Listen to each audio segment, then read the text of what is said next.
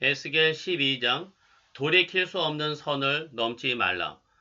오늘 본문 에스겔 12장은 남유다가 완벽하게 멸망하기 불과 6년 전, 주전 592년경 바벨론의 포로 잡혀왔던 유대인들 사이에서의 이야기입니다. 당시 바벨론의 포로로 끌려왔던 유다 백성들 사이에는 희망 고문과도 같은 거짓 소문이 돌고 있었습니다. 하나님의 성전이 있는 예루살렘은 절대 망하지 않는다. 우리는 곧 고향으로 돌아간다. 백성들은 이 가짜 평화에 속아서 자신들의 죄를 돌이키지 않았습니다. 바로 그때 하나님은 선지자 에스겔에게 행동으로 메시지를 전하라고 명하십니다. 에스겔은 낮에 이삿짐을 싸고 밤에는 담벽을 뚫고 얼굴을 가린 채 도망치는 연극을 벌입니다. 이것은 장차 유다의 마지막 왕 시드기야가 밤중에 예루살렘을 탈출하다 잡혀서 눈이 뽑힌 채 끌려갈 절망적인 미래를 미리 보여주는 경고였습니다.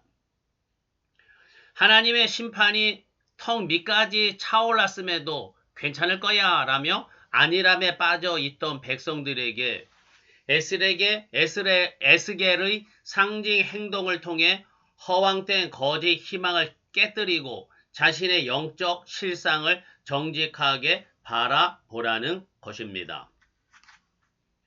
에스겔 12장 오늘 말씀을 읽을 때마다 하나님의 뜻이 이해가 잘 안 되고 마음이 답답한 부분이 있습니다.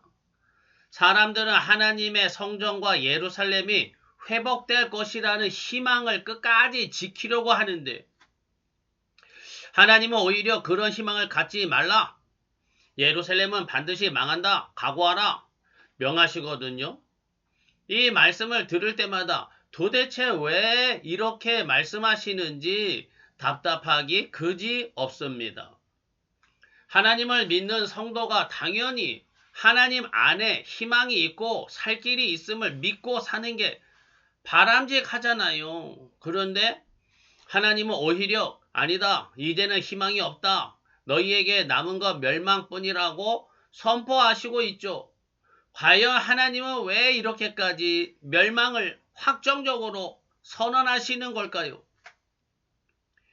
그 이유는 한마디로 넘지 말아야 할 선을 넘었기 때문입니다.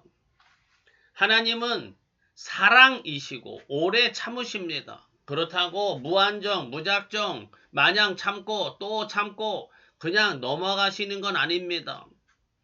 하나님은 끝까지 참고 기다리시지만 마지막에는 심판하십니다. 그리고 하나님의 심판대 앞에서는 이제는 더 이상 기회가 없습니다. 오늘 하나님이 에스겔을 통해 반드시 멸망할 것이다 말씀하시는 것은 끝까지 돌이키지 않는다면 결국에는 심판과 멸망을 절대로 피할 수 없음을 통보하시는 겁니다.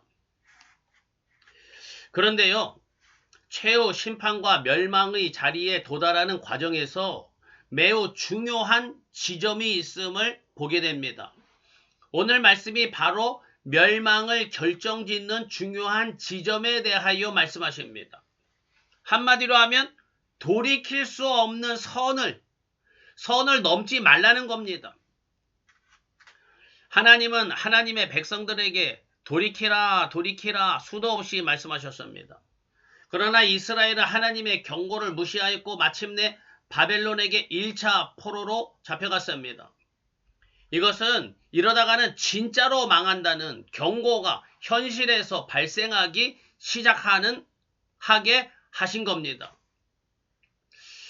이쯤 되면 하나님의 뜻에 순종하고 돌이켜야 마땅하겠죠? 실제로 나라가 멸망하기 시작하는 포로 잡혀감을 당했으니까요. 그런데도 유다 정치인들과 종교인들, 백성들은 하나님 앞에서 돌이키지를 않았습니다. 그대로 불신앙으로 행하고 그대로 불의와 탐욕과 불법과 방탕의 삶을 살았습니다. 그러니 어떡합니까? 다시 한번 바벨론의 포로 잡혀가게 되었습니다. 바벨론 2차 포로죠. 이때 에스겔 선지자도 바벨론으로 함께 잡혀갔습니다. 이쯤 되면 이러다가 정말로 예루살렘 성전까지도 완전히 심판받고 멸망하겠구나 각성하고 회개하고 돌이켜야 마땅하잖아요. 그런데 유다인들 사이에는 이런 말이 유행했습니다. 예루살렘 성전은 하나님이 계시니 절대로 망하지 않는다. 하나님이 이스라엘을 회복시켜 주시고 포로에서 돌아오게 해주실 것이니 걱정하지 말자. 우리는 하나님의 선택된 백성이니 아무 문제가 없다. 이러면서 실제의 삶은 지금까지 해오던 대로 태만하게 세상에 빠져서 불신앙과 불의와 탐욕을 따라서 살아갈 뿐이었습니다. 이 상황이 무엇을 의미할까요? 수십 년, 수백 년간 하나님이 경고의 말씀을 보내셨고 끝내 바벨론 1차 포로와 2차 포로라는 실제 멸망의 시작을 알리는 사건까지 발생했죠. 그런데도 여전히 하나님의 경고와 회개의 말씀을 무시해요. 무시. 그래서 하나님이 말씀하십니다. 이제는 예루살렘이 다시 회복될 것이다. 이스라엘이 다시 살 것이다. 말하지 말라는 겁니다. 왜요?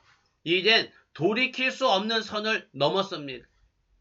이제는 진짜로 망하는 것 외에는 더 이상 기회가 없다는 것을 선언하시는 겁니다. 가만 보면 돌이킬 수 없는 선이 있어요. 미끄럼틀을 타면 미끄럼틀 경사면 앞에 앉아서 옆에 기둥을 손으로 잡고 앉습니다. 그리고 경사면에 엉덩이를 밀어넣고 잡았던 손을 놓으면 쭉 내려가기 시작하죠.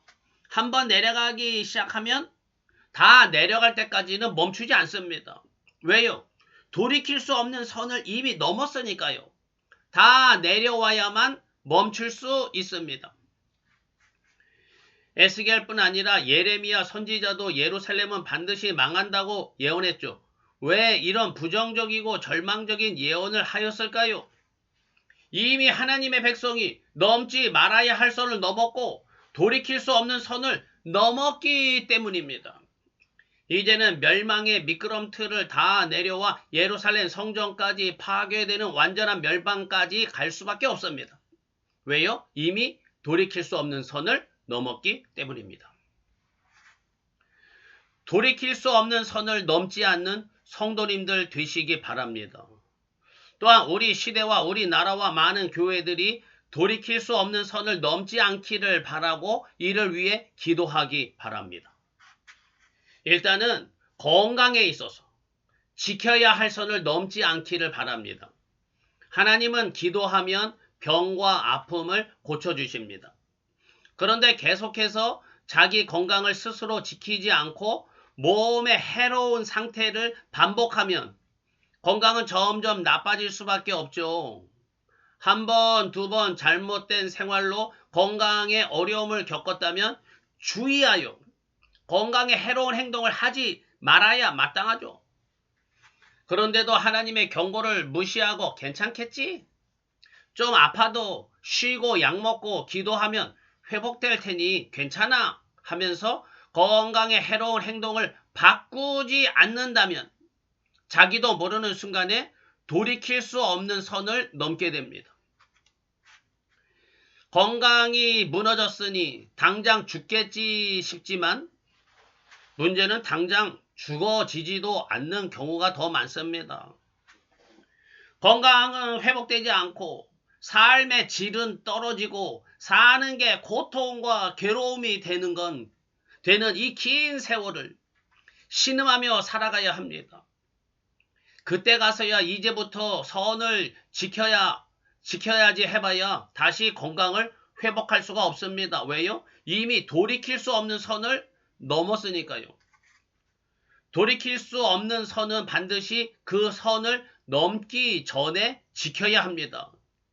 티핑 포인트 또는 임계점을 지키고 관리할 수 있는 신앙과 삶이 되기를 바랍니다. 오늘 우리 사회를 가만히 들여다 보십시오. 결혼하고 내 집을 마련하고 미래를 준비하는 지극히 당연하고 소박한 삶의 과정조차 이제는 영끌을 하지 않으면 시작조차 할 수 없는 잔혹한 현실이 되었습니다. 사회와 현실은 끊임없이 우리를 벼랑 끝으로 몰아세웁니다. 지금 집을 사지 않으면 영영 낙오된다. 남들만큼 살려면 영혼까지 끌어모아 투자해야 한다. 조급함과 불안을 부추깁니다. 그러나 개인이 감당할 수 있는 한계를 넘어선 무분별한 영끌의 끝은 어떻습니까? 청년들과 가정들이 이자 부담과 채무의 늪에 빠져 스스로 파멸로 몰아넣고 삶의 기반이 무너져 내리는 비극을 우리는 눈앞에서 목도하고 있습니다. 우리 시대는 개인도 사회도 위험을 경고하고 제어할 줄 아는 임계점, 티핑 포인트의 관리가 완전히 마비되어 버린 것 같습니다. 임계점을 넘어 파국으로 치닫기 전에 스스로를 돌보고 제동을 걸어주는 건강한 시스템이 사라진 사회. 이것이 바로 오늘 우리가 살아가고 있는 시대의 현실입니다. 세상이 우리를 파멸의 임계점으로 밀어넣는 방식은 명확합니다. 첫째는 불안과 조급함의 증폭입니다. 지금 하지 않으면 영영 낙오된다라는 끊임없는 비교와 공포 마케팅으로 우리의 영혼을 조급하게 만듭니다. 둘째는 돌이킬 수 없는 경계선의 흐려짐입니다.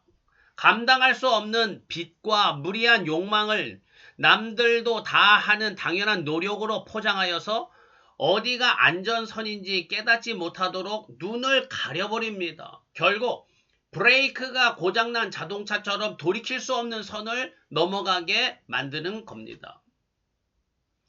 우리 시대는 돌이킬 수 없는 선을 넘게끔 끌어당기고 있습니다. 여기서 신앙이 필요합니다. 참된 신앙은 이 파멸의 폭주를 막아주는 작동을 하기 때문이죠. 첫째, 신앙은 세상의 조급함에 거룩한 브레이크를 걸어줍니다. 내 힘으로 미래를 다 틀어 쥐어야 한다는 통제 욕망을 내려놓습니다. 하나님의 주권을 인정할 때 비로소 돌이킬 수 없는 선을 넘지 않고 멈출 수 있는 용기가 생깁니다. 둘째, 신앙은 기준선을 재정립시켜 줍니다. 남들과의 비교에서 오는 결핍이 아니라 하나님이 주신 이 삶의 경계선을 감사함으로 수용하게 합니다. 하나님이 주신 경계선을 지킬 때에 돌이킬 수 없는 선으로부터 안전할 수 있습니다.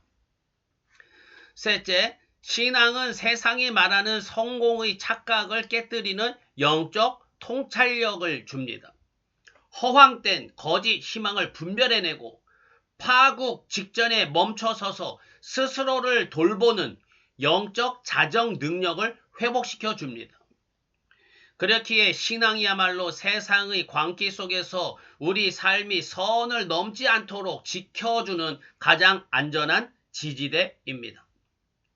오늘날 우리 시대는 돌이킬 수 없는 선을 지키는 것이 그 어느 때보다도 절실히 필요한 시대입니다.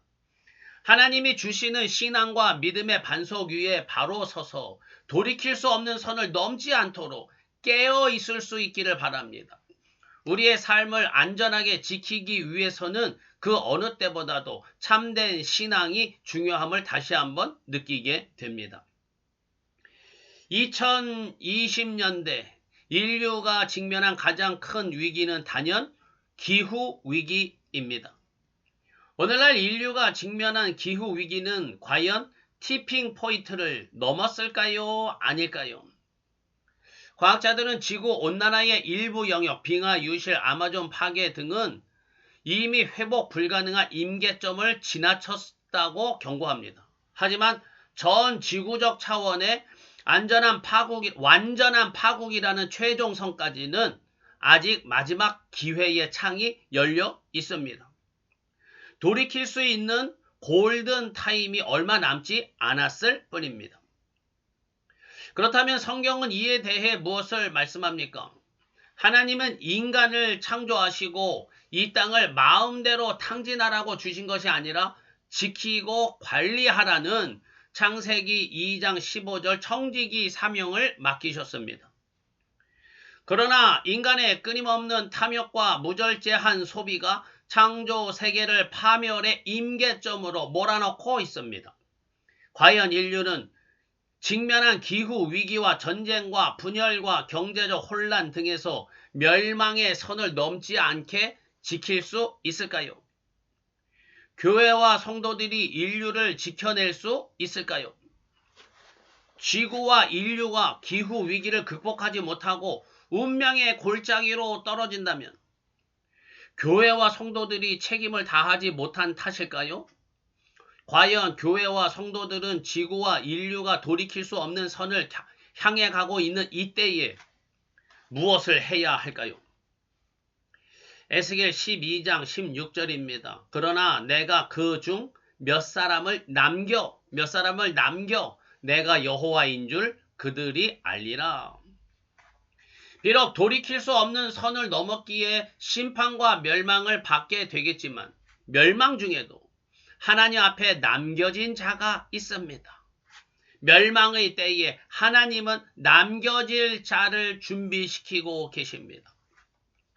세상과 사람들은 눈과 귀가 가리 어두워져서 돌이킬 수 없는 선을 넘어가고 있을지라도 남겨질 자들은 돌이키지 못할 선을 넘지 않고 생명선을 지키는 자들입니다. 사람들의 관심은 온통 망하냐 아니냐, 대박이냐 망하냐, 성공이냐 실패냐 이런 데만 온통 신경이 빠져 있습니다. 그러느라 돌이킬 수 없는 선을 넘으면서도 자기가 어디에 서 있는지조차 모르고 선을 넘어가게 되는 거죠. 그러나 하나님 앞에 남겨질 자는 자기 욕망의 눈과 귀를 빼앗기지 않습니다. 예수님을 바라보는 자들입니다. 무엇을 바라보고 있느냐가 그 사람이 어디로 가고 있는지를 결정합니다. 예수님께 초점을 맞추고 예수님을 바라보며 사는 사람은 생명의 길로 나아가게 됩니다. 결코 돌이킬 수 없는 선으로 가지 않죠. 그러나 예수님을 알고 예수님을 믿는다고 하지만 실상은 자기 욕심과 세상거리들에만 취하여 사는 사람은 결국 돌이킬 수 없는 선을 향하고 마침내 그 선을 넘어서고 돌이킬 수 없게 되는 것입니다. 세상을 지키고 살리는 교회와 성도가 되라고 말씀드리기가 좀 조심스럽습니다. 그러나 명확한 것은 온 세상이 돌이킬 수 없는 선을 넘을지라도 예수님을 바라보고 예수님을 붙잡은 손을 절대 놓치지 않는 남은 자가 되시기 바랍니다. 돌이킬 수 없는 선을 거의 넘어가고 있는 시대와 세상에서 살 길은 오직 예수님의 손을 붙잡는 것입니다. 예수님을 항상 바라보며 예수님의 손에 이끌려 살아가는 하나님 앞에 남은 자가 되기를 간절히 축복합니다. 아멘.